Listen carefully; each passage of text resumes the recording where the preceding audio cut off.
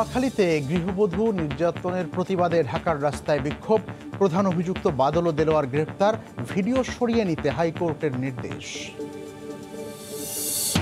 অত্যাচার হলেই ব্যবস্থা। বিশ্ব শিশু অধিকার দিবসে প্রধানমন্ত্রী। নিরাপত্তা দিতে সর্বোচ্চ চেষ্টা করছে সরকার। চট্টগ্রামে করোনার নমুনা সংগ্রহের নামে বাসায় ঢুকে লুটের চেষ্টা। হাতে নাতে ধরা 3 কিশোর সহ 4 জন। চক্রের হোতাকে খুঁজছে পুলিশ। বাংলাদেশের গ্লোব বায়োটেকের ভ্যাকসিন আন্তর্জাতিক মানের, প্রাণীদেহে প্রয়োগে অ্যান্টিবডি সৃষ্টির কথা জানালো সংবাদ সম্মেলনে।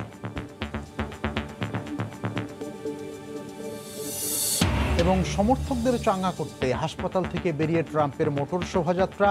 করোনা আক্রান্ত হয়ে জনসমক্ষে আসায় ব্যাপক সমালোচনা।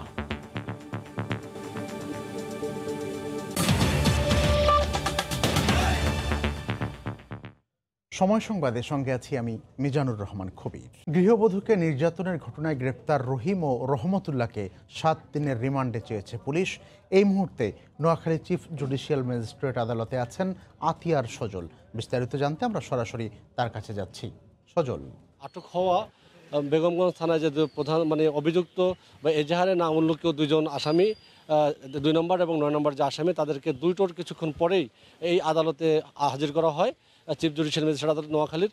এবং এখানে প্রথম দিকে কথা ছিল 2 নম্বর যে আসামি ছিল আব্দুর রহিম, তার 164 দ্বারা জবানবন্দি হওয়ার কথা থাকলেও পরবর্তীতে সেটি না হয়নি। এবং আমরা যতদূর জানতে পেরেছি এই 2 জন আসামিকে তাদেরকে 7 দিনের রিমান্ড চেয়ে আবেদন করা হয়েছে। 5টার কিছুক্ষণ পরেই হয়তো তার শুনানিতে জানা যাবে কতদিন আবেদন মঞ্জুর হয়। এবং আমি যদি এই ঘটনায় আজকে যে আদালতে 4টার কিছুক্ষণ পরেই এই ভুক্তভোগী যে নারীর যে শারীরিক পরীক্ষা শেষে, ডাক্তারি পরীক্ষা শেষে 122 ধারা জবাব আদালতে আনা হয়েছে। এবং এই দুটি বিষয় আমরা যে কি হয়েছে এবং সেই আইনি বিষয়গুলো জানার জন্য আমি জানতে পারবো এখানকার যে শুনানিতে আপনি তো ছিলেন, এখন সেই আইনি বিষয়গুলো কি হয়েছে আদালতে জামিন এবং ওই যে 122 ধারার মধ্যে। জি, ভিকটিমের ইতিমধ্যে 22 ধারা জবানবন্দি সমাপ্ত হয়েছে। আমাদের কোর্টের বিজ্ঞ senior judicial magistrate Nabanita Guha উনি 22 ধারা জবানবন্দি লিপিবদ্ধ করছেন। বিষয়টা যেহেতু তদন্তাধীন বিষয়, এটা আইয়ুব এবং সংশ্লিষ্ট কনসার্ন ম্যাজিস্ট্রেট ব্যতীত আমরা আর বলার সুযোগ নাই। আর যে বিষয়টা আমরা তো ইতিমধ্যেই অবগত হয়েছি যে আমাদের কোর্টে 2 জন আসামি ইতিমধ্যে উপস্থাপন করা হয়েছে। পাশাপাশি অন্যান্য সংবাদ মাধ্যম থেকে আমরা অবগত হলাম যে দেলোয়ার এবং বাদল অপর 2 জন আসামিও গ্রেপ্তার হয়েছে। তো তাদের রিমান্ড আবেদন, যে 2 জন আসামি বিজ্ঞ আদালতে সোপর্দ হয়েছে, তাদের রিমান্ড আবেদন 5টা শুনানি হবে। আমাদের সংশ্লিষ্ট ম্যাজিস্ট্রেট আছেন। আর 22 ধারার বিষয়টা ইতিমধ্যে হয়েছে, আর বাকিটা আমরা পরে জানাতে পারবো। এছাড়াও এই বিষয়ে আমাদের নোয়াখালী জেলা আইনজীবী সমিতির এক্সিকিউটিভ কমিটি ইতিমধ্যেই একটা নির্বাহী মিটিং করেছেন জরুরিভাবে, এবং ওনারা এই বিষয়ে ভিকটিমকে সহায়তা দেওয়ার জন্য একটা রেজুলেশন নিয়েছেন। ধন্যবাদ আপনাকে। শুনলেন খুবই যে এখানকার আইনজীবী যারা রয়েছেন তারাও ভিকটিমের পক্ষে সর্বোচ্চ পর্যায়ে সহায়তা দিয়ে যাবেন বলে তাদের নীতি নির্ধারণী পর্যায়ে বিষয়টির সিদ্ধান্ত হয়েছে বলে আইনজীবী আমাদেরকে জানিয়েছেন। আর আপনাকে যদি বলি, এই ঘটনার পর যখন আজকে সকাল থেকে আমরা দেখেছি এই পুরো নোয়াখালী বা আশেপাশের অনেক এলাকা থেকেই যে মানুষ যতদূর আওয়াজ গিয়েছে তারা কিন্তু বিক্ষুব্ধ হয়েছে। এবং বিক্ষুব্ধতা আমরা দেখেছি, বিভিন্ন মানববন্ধন করেছে, তারা বিভিন্ন বিক্ষোভ মিছিল করেছে। তাদের একটাই দাবি, এই ঘটনায় যারা আটক হয়েছে এবং যারা এখন আটক হয়নি তাদেরকে যেন আইনের আওতায় আনা হয় এবং এই ঘটনার জন্য দৃষ্টান্তমূলক শাস্তি নিশ্চিত করা হয়। এই ছিল এখানকার সবশেষ অবস্থা। কবির। আতিয়ার সজল জানাচ্ছিলেন নোয়াখালী থেকে গৃহবধূকে নির্যাতনের ঘটনায় গ্রেপ্তার 2 জনকে 7 দিনের রিমান্ড চেয়েছে পুলিশ। এদিকে প্রধান আসামি বাদল ও দেলোয়ার গ্রেপ্তার হওয়ার খবরে স্থানীয়দের মাঝে স্বস্তি ফিরে এসেছে। এলাকায় দীর্ঘদিন ধরেই দলের কোনো পদে না থেকেও প্রভাব খাটিয়ে ত্রাসের রাজত্ব কায়েম করেছিল অভিযুক্ত এই 2 জন।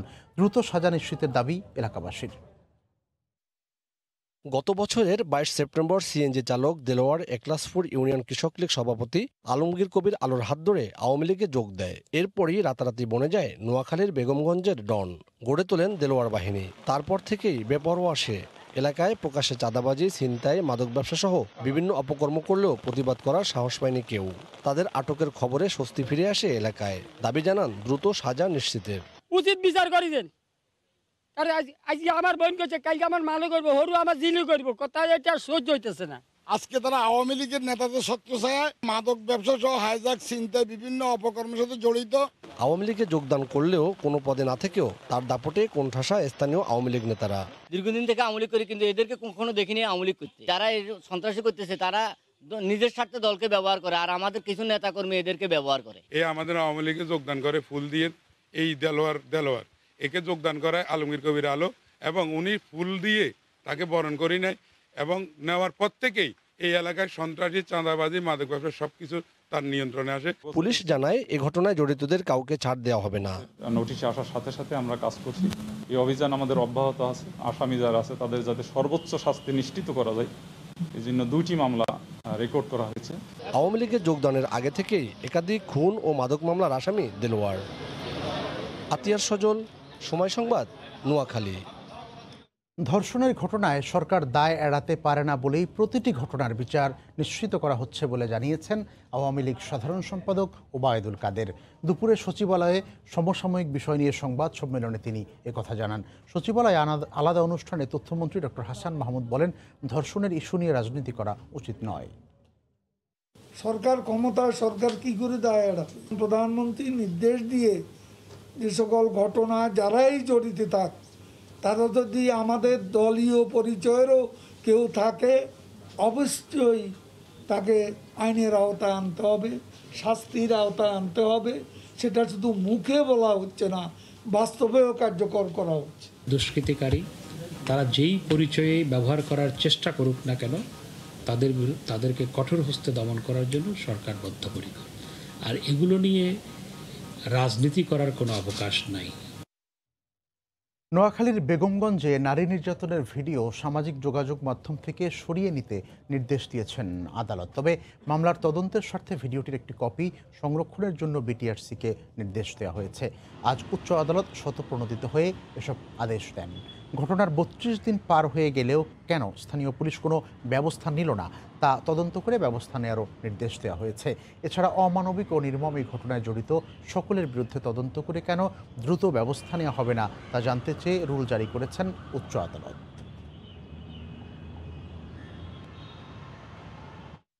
প্রধানমন্ত্রী শেখ হাসিনা বলেছেন, অত্যাচার নির্যাতন হলেই তার বিরুদ্ধে ব্যবস্থা নেওয়া হচ্ছে। সবার সর্বোচ্চ নিরাপত্তা দিতে সরকার চেষ্টা করছে বলেও জানান তিনি। সকালে বিশ্ব শিশু অধিকার দিবস এবং শিশু অধিকার সপ্তাহ 2020-এর ভার্চুয়াল উদ্বোধনী অনুষ্ঠানে একথা বলেন তিনি। শেখ হাসিনা আরও বলেন, মহামারীতেও শিশুর জ্ঞানগত বিকাশে ডিজিটাল পদ্ধতিতে শিক্ষা কার্যক্রম চালানো হচ্ছে। করোনা মহামারীতে ঘরবন্দি জীবনে সবচেয়ে বেশি সমস্যায় পড়েছে কোমলমতি শিশুরা। নেই স্কুল, ইচ্ছেমতো বাইরে বের হওয়ায় বিধিনিষেধ। এর সবকিছুই উঠে এসেছে বিশ্ব শিশু অধিকার দিবসের উদ্বোধনী অনুষ্ঠানে। এবছর করোনার কারণে ভার্চুয়াল মাধ্যমে বিশ্ব শিশু অধিকার দিবসের উদ্বোধন করেন প্রধানমন্ত্রী শেখ হাসিনা। শিশুর সঙ্গে শিশুর তরে বিশ্ব গড়ি নতুন করে প্রতিপাদ্যে দিবসটি পালনের পাশাপাশি দেশে শিশু অধিকার সপ্তাহ পালিত হবে 11 অক্টোবর পর্যন্ত। মহিলা ও শিশু বিষয়ক মন্ত্রণালয়ের এই আয়োজনে শিশু একাডেমিতে অল্প কিছু শিশুর উপস্থিতিতে এবারের আয়োজন সম্পন্ন হয়। গণভবন থেকে এতে অনলাইনে যুক্ত ছিলেন প্রধানমন্ত্রী। করোনায় শিশুর মানসিক স্বাস্থ্যের যত্নে বাসার বাইরে নিয়ে যেতে অভিভাবকদের আহ্বান জানান সরকার প্রধান। করোনা ভাইরাসের কারণে আমরা স্কুল খুলতে পারছি না, বাচ্চারা স্কুলে যেতে পারছে। এটা বাচ্চার জন্য সত্যি খুব কষ্টের, কারণ ঘরের মধ্যে বসে থাকা বা কোনো কিছু করা কী করবে তারা, যেহেতু স্কুলে যেতে পারছে না। কিন্তু বাচ্চাদের অন্তত কাছাকাছি কোনো পার্কে বা কোথাও আপনার বাচ্চাদের অন্তত দিনে 1 ঘন্টার জন্য হলেও তাদেরকে একটু নিয়ে যাবেন, ছোটাছুটি করা, খেলাধুলা, সেগুলি যেন তারা করতে পারে। প্রধানমন্ত্রী শিশুদের নিরাপত্তা নিশ্চিতের ওপর সর্বোচ্চ জোর দেন। যখন দেখি কোনো শিশুর অকাল মৃত্যু, সেটা সত্যি আমাকে ভীষণভাবে নাড়া দেয়। তাদের মেধা, তাদের জ্ঞান, তাদের বুদ্ধি সবকিছু বিকশিত হওয়ার সুযোগ করে দিতে হবে এবং তাদের নিরাপত্তার ব্যবস্থা আমরা নিচ্ছি। নানা ধরনের যে অত্যাচার নির্যাতন কোনো কিছু হলে পরে সাথে সাথে তার বিরুদ্ধে যাতে ব্যবস্থা নেওয়া যায়, সেদিকে আমরা বিশেষ দৃষ্টি দিচ্ছি। অনুষ্ঠানে শিশু একাডেমি থেকে প্রকাশিত জাতির পিতার শিশু গ্রন্থমালার মুজিব সংস্করণ আমরা এঁকেছি 100 মুজিব এবং আমরা লিখেছি 100 মুজিব গ্রন্থের মোড়ক উন্মোচন করেন প্রধানমন্ত্রী। দেবাশিস রায়, সময় সংবাদ, ঢাকা।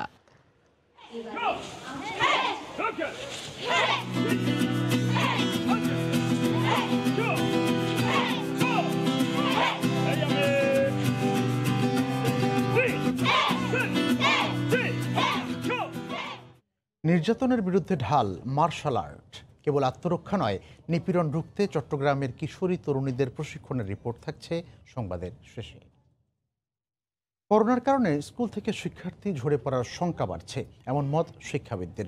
যেহেতু বহু পরিবার আর্থিক সংকটে সন্তানদের নানা রকম কায়িক শ্রমে যুক্ত করেছেন, তাই পরবর্তীতে স্কুল খুললেও তারা আবার পাঠ কার্যক্রমে যুক্ত হবে কিনা তা অনিশ্চিত।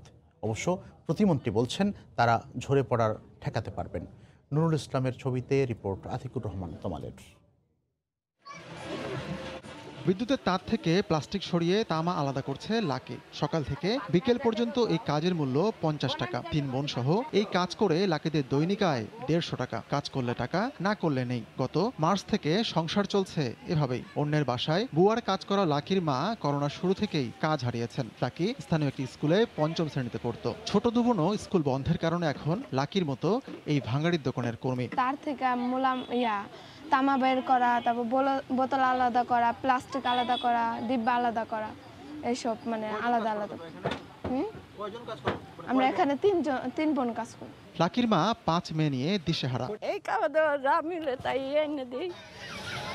করাইল বস্তিতে ভাগ্য বিড়ম্বিত এমন লাকি অসংখ্য। লাকির মা তবুও ক্যামেরার সামনে আসতে চেয়েছেন। বেশিরভাগই ক্যামেরায় মুখ দেখাতে রাজি নয়। স্কুল খুললে লাকিরা স্কুলে ফিরবে কিনা তা জানা নেই কারো। কারণ যাদের দিন চলে না, তারা তার ওই জায়গাতে আইনা পড়াশোনা করাইতে পারবে না। সম্প্রতি দুটি বেসরকারি সংস্থার যৌথ গবেষণা বলছে, করোনার কারণে শহর ও গ্রামে নিম্নবিত্ত মানুষের আয় কমেছে। শিক্ষাবিদরা বলছেন এই আয় কমার সঙ্গে ঝরে পড়ার সম্পর্ক রয়েছে।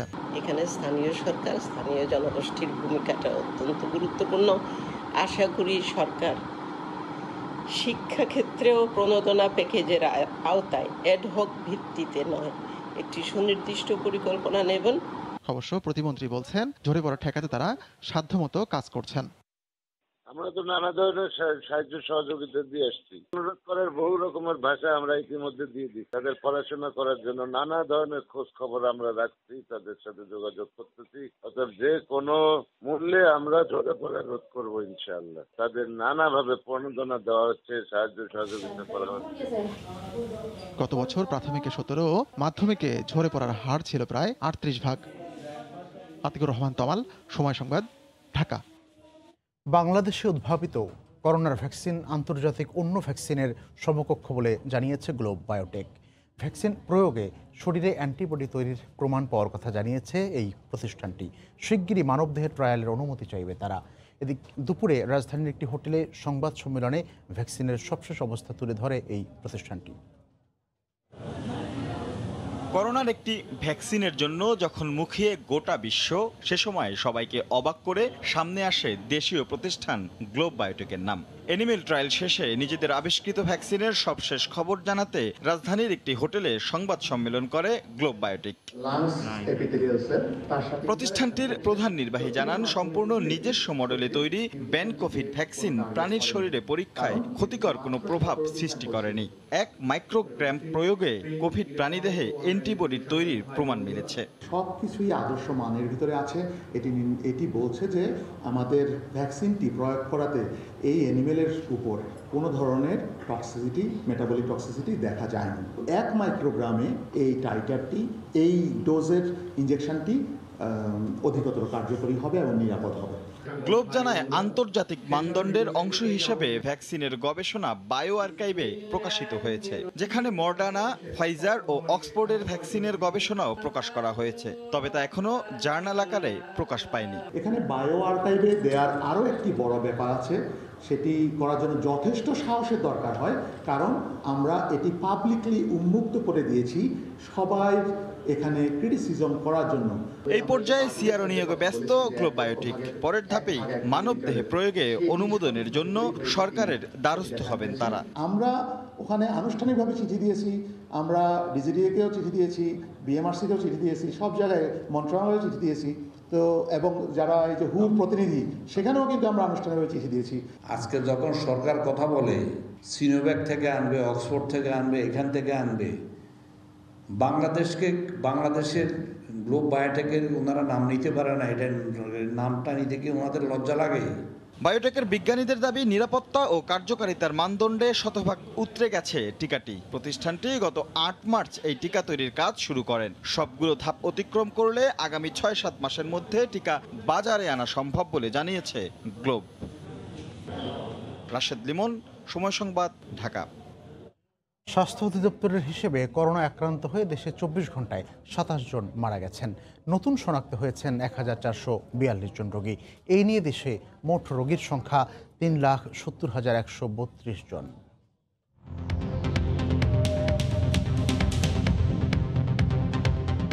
দেশে একদিনে নমুনা পরীক্ষা করা হয়েছে ১১,৭৬৭ জনের। এ পর্যন্ত মোট নমুনা পরীক্ষা করা হয়েছে ২০,০১,৪৩১ জনের। ২৪ ঘন্টায় নতুন করে ১,৪৪২ জনের দেহে করোনা শনাক্ত হয়েছে।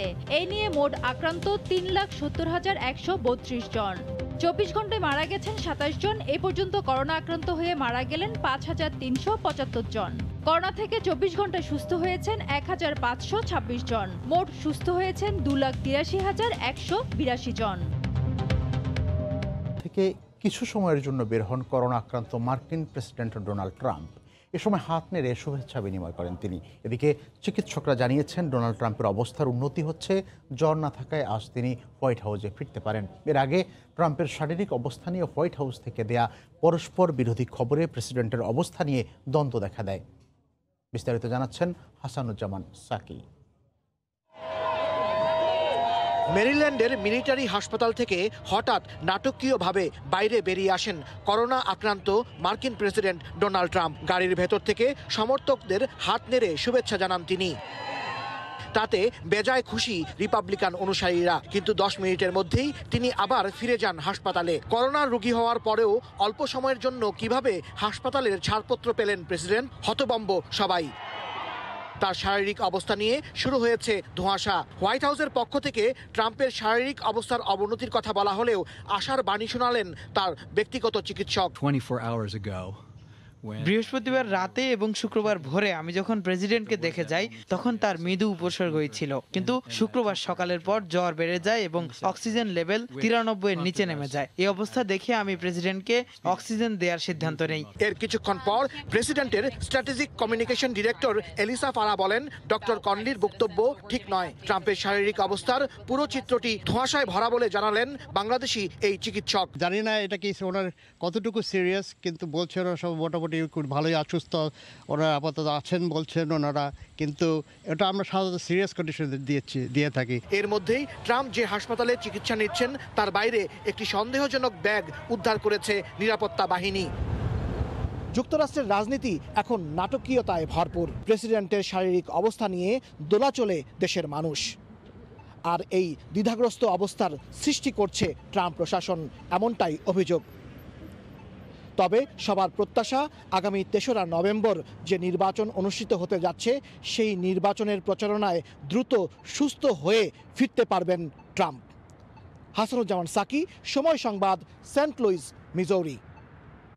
করোনায় স্থগিত থাকা যুক্তরাষ্ট্রে পর্যটন ও ব্যবসায়িক ভিসার জন্য নতুন করে আবেদন শুরু হয়েছে। তবে আগে বাতিল হওয়াদের পুনরায় আবেদনের সুযোগ নেই বলে জানিয়েছে ঢাকাস্থ মার্কিন দূতাবাস। গত 24 মাসে যাদের যুক্তরাষ্ট্রের ভিসার মেয়াদ শেষ হয়েছে তারাই কেবল আবেদনের সুযোগ পাবেন। এই মুহূর্তে শুধু সেসব শিক্ষার্থীদের আবেদন করতে বলা হচ্ছে যাদের ভিসা আছে বা মেয়াদ শেষ হয়ে যাচ্ছে। তবে শিক্ষার্থীদের নতুন ভিসা কবে চালু হবে সে বিষয়ে কোনো নির্দেশনা দেওয়া হয়নি। করোনা মহামারীর কারণে চলতি বছরের মার্চ থেকে অনির্দিষ্টকালের জন্য সব ধরনের বিদেশি নাগরিকদের জন্য ভিসা আবেদন স্থগিত করে যুক্তরাষ্ট্র। এরপর 2020 সালের শেষ পর্যন্ত বিদেশি কর্মীদের জন্য গ্রিন কার্ড আর ভিসা স্থগিত করে ট্রাম্প প্রশাসন। ধীরে ধীরে সব বিধিনিষেধই শিথিল হতে শুরু করেছে। সোমবার ঢাকায় অবস্থিত মার্কিন দূতাবাস থেকে জানানো হয়, B1, B2 ক্যাটাগরিতে যেসব ব্যবসায়ী আর পর্যটকদের ভিসার মেয়াদ সম্প্রতি বা গেল 24 মাসের মধ্যে শেষ হয়েছে তারা পুনরায় ভিসার জন্য আবেদন করতে পারবেন। যাদের যুক্তরাষ্ট্রের ভিসা শেষ হবার পথে বা গত 24 মাসের মধ্যে শেষ হয়েছে, তারা এখন নতুন করে ভিসার জন্য আবেদন করতে পারবেন। তবে আবেদনকারীদের মধ্যে যারা রিজেক্ট হয়েছেন তারা পুনরায় আবেদন করতে পারবেন না। এছাড়াও যে সকল শিক্ষার্থী ভিসা পেয়েও মহামারীর কারণে যুক্তরাষ্ট্র যেতে পারেননি, তারা সুনির্দিষ্ট বিশ্ববিদ্যালয়ে যোগাযোগ করবেন। মার্কিন দূতাবাস জানায়, যেসব ভিসা আবেদনের পর এরই মধ্যে বাতিল হয়েছে তারা নতুন করে আর আবেদনের সুযোগ পাবেন না। তবে যারা আবেদন করেছেন কিন্তু জরুরি কোনো কাগজ জমা দেননি, তারা আবারও আবেদন করতে পারবেন। B1 B2 ভিসার জন্য যারা আগ্রহী তাদের অনলাইনে ফর্ম পূরণ করে ফি সহ জমা দিতে হবে। নতুন শিক্ষার্থীদের জন্য আবেদন গ্রহণ কবে শুরু হবে সেটা জানা নেই। মার্কিন দূতাবাস জানায়, অনেক ক্ষেত্রে ইন্টারভিউ ওয়েভারের জন্য আবেদন করলেও সেটি গ্রহণ করা হবে। এর আগে যুক্তরাষ্ট্রের শিক্ষার্থী ছিলেন এবং পুনরায় সেখানে ফিরতে ইচ্ছুক এমন শিক্ষার্থী সহ নির্দিষ্ট নন ইমিগ্রেন্টরা ভিসা নবায়নের জন্য আবেদন উন্মুক্ত করে দেওয়া হয় 13 সেপ্টেম্বর থেকে। ঈশিতা ব্রহ্ম, সময় সংবাদ, ঢাকা। সৌদির কিছু অসাধু এজেন্সি রিটার্ন টিকিটের অর্থ তুলে নেয়ায় ভোগান্তিতে পড়েছেন অনেক প্রবাসী। বিমান অফিসে এসে জানতে পেরে নতুন করে টিকিটের অর্থ জোগাড় করতে গিয়ে হিমশিম খাচ্ছেন তারা। এদিকে ভিসার মেয়াদ অনুযায়ী অগ্রাধিকার ভিত্তিতে টিকিট সৌদি এয়ারলাইন্সের টিকিট দিলেও শেষ মুহূর্তে করোনা পরীক্ষার সনদ পাওয়া নিয়ে অনিশ্চয়তায় সৌদিগামীরা।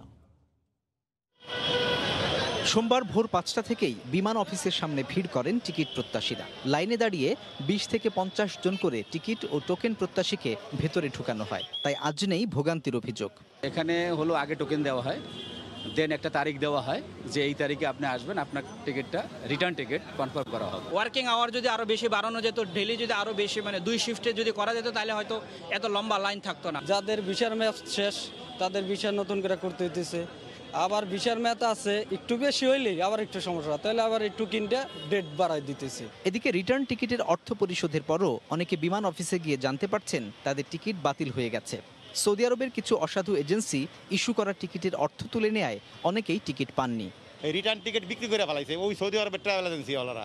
এখন ভিতরে যায় তারা টাকা খুঁজতে আছে যে 62,000 টাকা লাগবে। যাদের ভিসা এক্সপায়ারি পারলে আজকেই করে দিব, যাদের 5-7 দিনের মধ্যে ভিসা শেষ হয়ে যাবে সেগুলো আজকে করে দিব, যাদের ভিসা দূরের আছে তাদের দূরের ডেট দিব। এদিকে আগের দিনের মতো সাউদিয়া এয়ারলাইন্সের কার্যালয়ের সামনে প্রবাসীদের উপচে পড়া ভিড় না থাকলেও পুলিশের উপস্থিতি ছিল চোখে পড়ার মতো। 15 তারিখের আগে না যাইতে পারলে আমার আর নেব না। পরশুরাত্রে এখানে ফুরাটারায় ছিলাম এবং কালকে সারাদিন ছিলাম, এখনো আমি এখানে ঘুরতেছি যে আমার টোকেনটা কোন সময় পাবো। দীর্ঘ অপেক্ষার পর যারা টিকিট পেয়েছেন সেই সৌভাগ্যবানরাও নেই স্বস্তিতে। 24 ঘন্টারও কম সময়ে কোভিড-19 সার্টিফিকেট কিভাবে জোগাড় হবে তা নিয়ে যোগ হয়েছে নতুন উদ্বেগ। আমাদের কি করণীয় যে আমরা আদার্স কান্ট্রিতে থাকি, এয়ারলাইন্সের মাধ্যমে দেশে আসছে, এখন আমাদের তো যেতে হবে। সোমবার যাদের ভিসার মেয়াদ 12 তারিখের মধ্যে শেষ হচ্ছে এবং যাদের 1 থেকে 800 সিরিয়ালের টোকেন রয়েছে তাদের টিকিট দেয়া হয়েছে। সাজিদ রাজু, সময় সংবাদ, ঢাকা।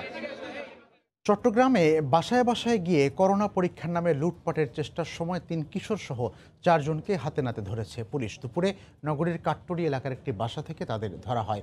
পিপি মাস্ক পরে বাসায় বাসায় পাঠানোর চক্রের হোতাকে খুঁজছে পুলিশ। নূরজামাল আতিকের ক্যামেরায় বিস্তারিত জানাচ্ছেন কমল দে। সিসিটিভি ফুটেজে দেখা যায় পিপিই এবং মাস্ক পরিহিত 3 তরুণ উত্তর কাট্টলি এলাকার একটি ভবনের প্রতি ফ্লোরে গিয়ে বাসার কলিং বেল টিপে দরজা খুলতে বলে, কিন্তু বাসার লোকজন তাদের আসার কারণ জানতে চাইলে তরুণরা করোনা স্যাম্পল সংগ্রহের কথা বলে। অথচ ওই ভবনে কোনো রোগী নাই আর স্যাম্পল সংগ্রহের জন্য কাউকে অনুরোধ করেনি। তাৎক্ষণিকভাবে 3 জনকে আটক করা হলে আরেক তরুণ তাদেরকে পাঠিয়েছে বলে দাবি করে। পরে পুলিশ ওই তরুণ সহ 4 জনকে আটক করে থানায় নিয়ে যায়। যে কোনো কিছু হতে পারে, ক্রাইম, ডাকাতি হতে পারে, রেপ হতে পারে, যেটা দেশে হচ্ছে এখন। তো আমরা তো আতঙ্কিত। করোনা পরিস্থিতিতে খুবই বিশ্বাসযোগ্য একটা ব্যাপার, তারা আসতেই পারে, বিশ্বাসযোগ্য ব্যাপার। কিন্তু যদি এরকম ফ্রড বা তারা যদি ঘরে এসে ডাকাতিও করতো তাহলে আসলে আমাদের আসলে কিছু করার থাকতো না, যার কারণে আমরা খুবই এই ব্যাপারে শঙ্কিত। কারা পাঠাইছে এরকম কোনো অথরিটি নাই। অজ্ঞাতনামা ব্যক্তি তাদেরকে পিপিই এবং মাস্ক কিনে দিয়ে এভাবে বাড়ি বাড়ি যেতে বলেছে বলে 4 জনই পুলিশের প্রাথমিক জিজ্ঞাসাবাদে স্বীকার করেছে। ওই ব্যক্তির অবস্থান গাজীপুর বলে জানিয়েছে পুলিশ।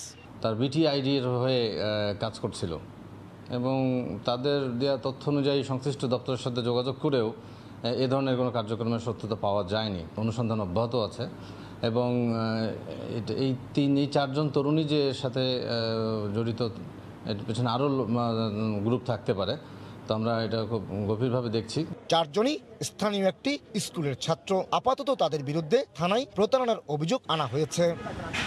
কমল দে, সময় সংবাদ, চট্টগ্রাম। অসুস্থতার ভান করে আদালতে হাজির না হওয়ায় পুলিশ পাঠিয়ে আনা হলো বিতর্কিত ঠিকাদার জি.কে. শামীমকে। দুপুরে ঢাকা মহানগর দায়রা জজ আদালত তার বিরুদ্ধে মানি লন্ডারিং মামলার অভিযোগপত্র আমলে নেন, ধার্য করেন অভিযোগ গঠনের শুনানির তারিখ। মানি লন্ডারিং মামলার আসামি বিতর্কিত ঠিকাদার জি.কে. শামীম। এই মামলার অভিযোগ আমলে নেওয়ার দিন ছিল সোমবার, কিন্তু অসুস্থতার কারণ দেখিয়ে আদালতে অনুপস্থিত তিনি।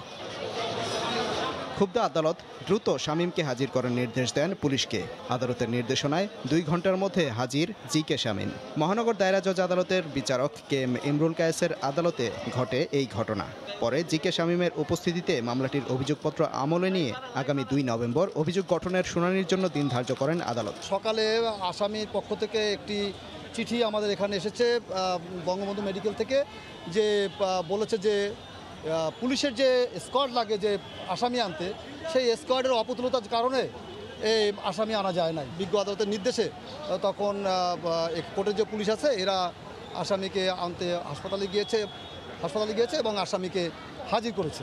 তবে আদালতের আদেশের পরেও শামীমকে অসুস্থ দাবি করে তাকে আদালতে হাজির করায় ক্ষুব্ধ তার আইনজীবী। ডাক্তারের কোনো মতামত না নিয়েই তাকে বিজ্ঞ আদালতে উপস্থিত করা হয়েছে। এখানে বিষয়টি যে তাহার কোনো ইচ্ছার কোনো প্রাধান্য এখানে দেওয়া হয়নি, সে অসুস্থ থাকা অবস্থায়ও তাকে বিজ্ঞ আদালতে হুইল চেয়ারে করে নিয়ে আসা হয়েছে। এটা আমরা অত্যন্ত অসন্তুষ্ট এবং ক্ষুব্ধ। গত 4 আগস্ট জি.কে. শামীমের বিরুদ্ধে মানি লন্ডারিং আইনের মামলায় চার্জশিট দিয়েছে সিআইডি। এতে বলা হয় জি.কে. শামীমের নগদ 1,81,28,000 টাকা, $9,000 এবং 752 সিঙ্গাপুরি ডলার জব্দ করা হয়েছে। পাশাপাশি 51.83 কাঠা স্থাবর সম্পত্তি জব্দ করা হয়েছে, যার আনুমানিক দলিল মূল্য 40,99,80,200 টাকা। সাদিকুর রহমান, সময় সংবাদ, ঢাকা। সাতক্ষীরায় রাস্তার পাশ থেকে এক নবজাতককে উদ্ধার করা হয়েছে। এরই মধ্যে তাকে দত্তক নিতে আগ্রহীরা ভিড় করছেন কালীগঞ্জ উপজেলা পরিষদে। তবে শিশুটির নিরাপদ ভবিষ্যৎকে অগ্রাধিকার দিয়ে আবেদনগুলোর চূড়ান্ত সিদ্ধান্ত দেবে উপজেলা শিশু কল্যাণ বোর্ড। সাতক্ষীরা প্রতিনিধি মমতাজ বাপির পাঠানো তথ্য, ছবি নিয়ে রিপোর্ট। ফুটফুটে এই সদ্যজাতের নাম স্থানীয়রা রেখেছে মহারাজ। রোববার বিকেলে কালীগঞ্জের কাকশিয়ালী গ্রামে রাস্তার পাশে একটি ব্যাগে নড়াচড়া দেখতে পান পথচারী ইসমাইল হোসেন। কৌতূহল থেকে ব্যাগ খুলে এক নবজাতককে দেখতে পান, সাথে সাথে তাকে উপজেলা স্বাস্থ্য কমপ্লেক্সে নিয়ে যাওয়া হয়। শিশুটি শঙ্কামুক্ত বলে জানিয়েছেন চিকিৎসক। মোটরসাইকেলে নেমে আমি সাথে ব্যাগটা খুলে দেখি যে একটা বাচ্চার মুখটা বাইর করা আছে আর সব ঢাকা। এদের অনেক কি সন্ধান, কিভাবে এই তথ্য বের করিয়ে এদের উচিত শাস্তি দেওয়া উচিত। শিশুটিকে দত্তক নিতে আবেদন জানিয়েছেন জাহাঙ্গীরনগর বিশ্ববিদ্যালয়ের শিক্ষক, চিকিৎসক, পুলিশ কর্মকর্তাও। আমি বাচ্চাটাকে আমার মনের সম্পূর্ণ আবেগ, অনুভূতি, ভালোবাসা দিয়ে মানুষ করতে চাই। কোনোভাবে বাচ্চা নেওয়ার সম্ভাবনা আমাদের নেই। তো ইতিমধ্যে আমরা খবর পেয়েছি যে এখানে একটা বাচ্চা পাওয়া গেছে, আমরা এটা নিতে চাই। বাবা মায়ের ভিতরে যে কোনো একজন সরকারি চাকরিজীবী হলে আমরা সেটা অগ্রাধিকার দেব, এবং শিক্ষিত তো অবশ্যই। শিশুটিকে ফেলে যাওয়ায় জড়িতদের বিরুদ্ধে ব্যবস্থা নেবে পুলিশ। আমরা এটা আইনগত দিকটা যেটা রয়েছে সেটা আমরা ব্যবস্থা নেওয়ার জন্য যথাসাধ্য চেষ্টা করব। শিশুটিকে দত্তক নেওয়ার ব্যাপারে অনেকে আগ্রহী হলেও এ ব্যাপারে সিদ্ধান্ত নেবে উপজেলা শিশু কল্যাণ বোর্ড। সময় সংবাদ, সাতক্ষীরা। কীটনাশক মুক্ত সবজি উৎপাদন করে সাড়া ফেলেছেন ঠাকুরগাঁওয়ের কৃষক মেহেদী আহসানুল্লাহ।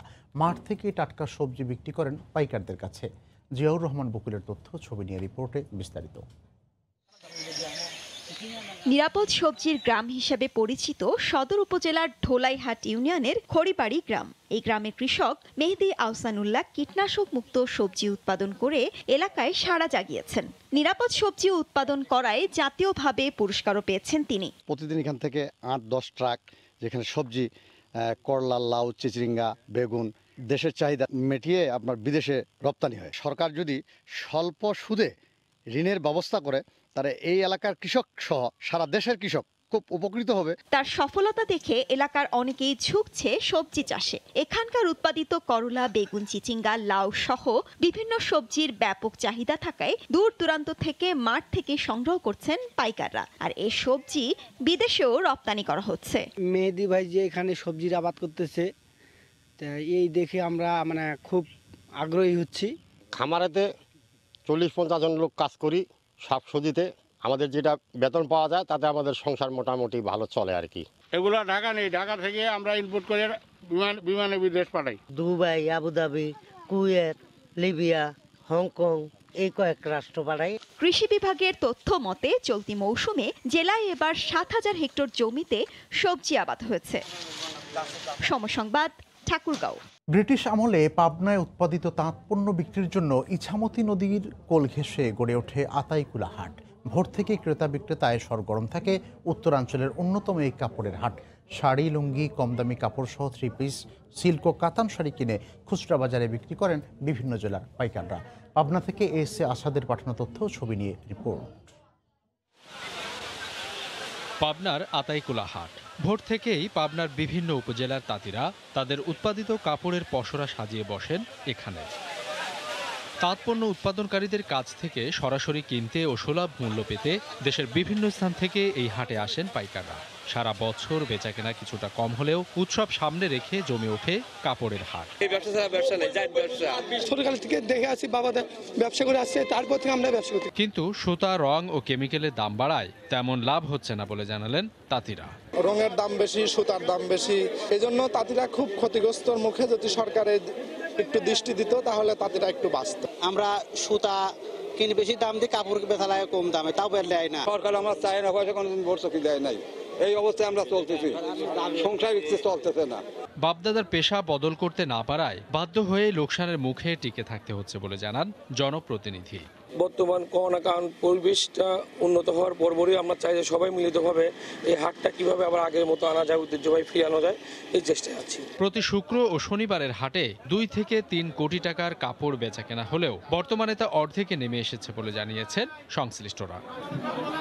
সময় সংবাদ, পাবনা। এবছর চিকিৎসায় যৌথভাবে নোবেল পুরস্কার পেলেন মার্কিন চিকিৎসাবিদ Harvey J Alter, Charles M Rice এবং ব্রিটিশ বিজ্ঞানী Michael Houghton. Hepatitis C virus আবিষ্কার ও এর গবেষণায় বিশেষ অবদানের স্বীকৃতি স্বরূপে পুরস্কার দেওয়া হয় তাদের। সোমবার সুইডেনের রাজধানী স্টকহোমে চিকিৎসায় নোবেল বিজয়ীদের নাম ঘোষণা করে নোবেল কমিটি। প্রতি বছর চিকিৎসায় নোবেলের মধ্য দিয়েই নোবেল পুরস্কারের ঘোষণা শুরু হয়। মঙ্গলবার পদার্থবিজ্ঞানে নোবেল জয়ীদের নাম ঘোষণা করা হবে। এর আগে গত বছর অক্সিজেনের উপস্থিতি পেলে মানবদেহের কোষ তাতে কীভাবে সাড়া দেয় তা নিয়ে যুগান্তকারী গবেষণার স্বীকৃতি হিসেবে চিকিৎসায় নোবেল পান 3 জন বিজ্ঞানী। Charles Rice was born in 1952. Strongly suspected that there was another infection. That individual clones can be defective.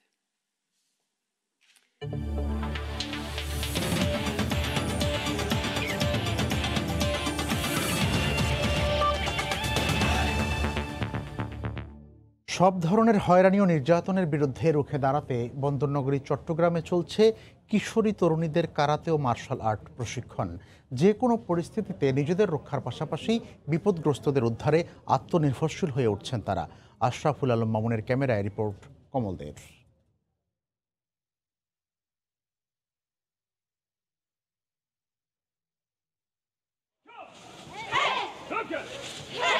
সমাজের অনিয়ম ও হয়রানি প্রতিরোধের প্রস্তুতি। ভোরের আলো তখনও ফুটেনি, তার আগেই সবাই জড়ো হয় সিআরবির শিরিষতলায়।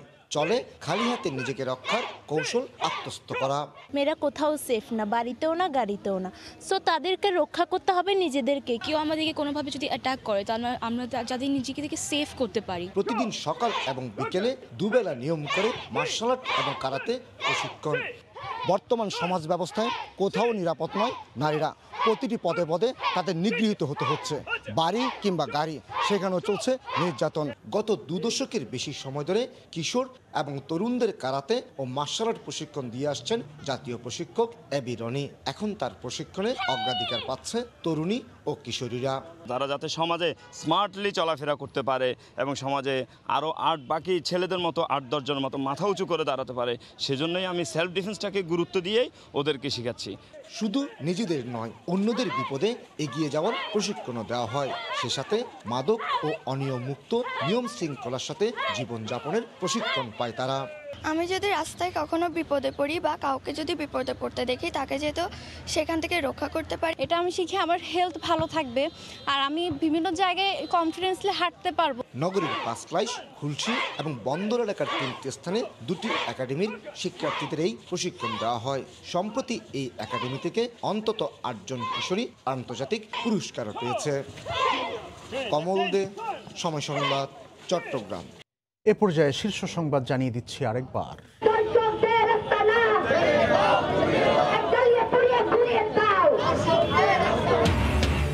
নোয়াখালীতে গৃহবধূ নির্যাতনের প্রতিবাদে ঢাকার রাস্তায় বিক্ষোভ। প্রধান অভিযুক্ত বাদলত দেলোয়ার গ্রেফতার, ভিডিও সরিয়ে নিতে হাইকোর্টের নির্দেশ। অত্যাচার হলেই ব্যবস্থা, বিশ্ব শিশু অধিকার দিবসে প্রধানমন্ত্রী। নিরাপত্তা দিতে সর্বোচ্চ চেষ্টা করছে সরকার। চট্টগ্রামে করোনার নমুনা সংগ্রহের নামে বাসায় ঢুকে লুটের চেষ্টা, হাতে নাতে ধরা 3 কিশোর সহ 4 জন। চক্রের হোতাকে খুঁজছে পুলিশ। এই ছিল এখনকার মতো, সঙ্গে থাকুন সময়ের।